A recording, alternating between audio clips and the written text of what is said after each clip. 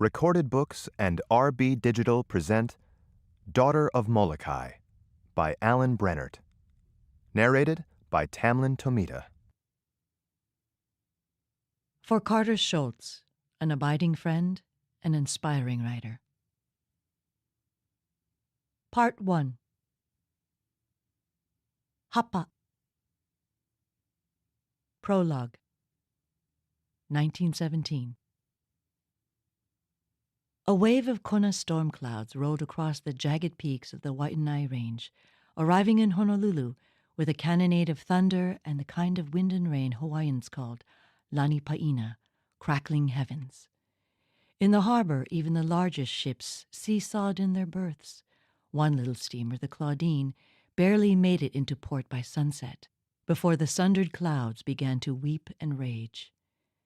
Sister Mary Louisa Hughes stood on the covered lanai of a house high atop a hill overlooking the Kilihi Valley, with a fine view of nature's wrath.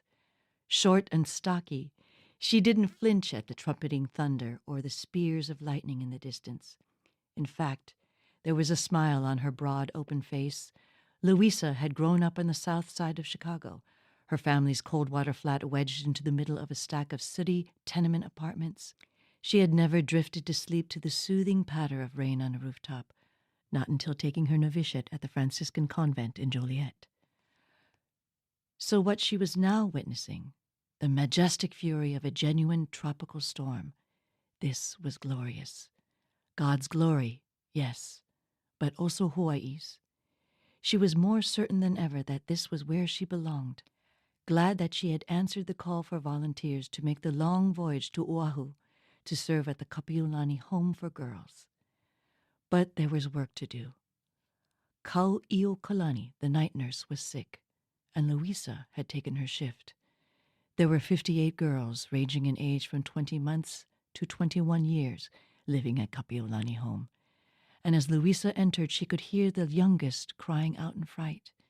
She went to the nursery, going to each child in turn, lifting them from their cribs, holding and comforting them against the noise in the night. "Shh, shh," she told them. "It can't hurt you. I won't let it." Finally, when the storm had abated and the last child had fallen asleep, she went to check on the older girls. She suspected they were probably up long past their bedtime, telling each other blood-curdling tales of obakes, ghosts in the dark. But before she could reach the first dormitory, there was a furious knocking on the front door. At first she thought the wind was merely animating a tree branch, but when she recognized a human rhythm to the knocks, she hurried to the foyer and swung open the door. Standing on the porch was a tall, unfamiliar sister in a rain-soaked habit. She was holding a bundled child, its face tucked into her shoulder, shielded from the rain by a swath of blankets. "Oh, my heavens," Louisa cried out. "Sister, do come in." The nun, in her mid-40s, with a wet but pretty face, smiled gratefully and stepped inside. "Thank you, sister," she said. She walked with a slight limp, but it didn't seem to slow her down much. "My goodness, you're drenched. Did you walk all the way up the hill?" "No, I took a cab from the harbor. Most of the moisture is from the steamer trip." She smiled.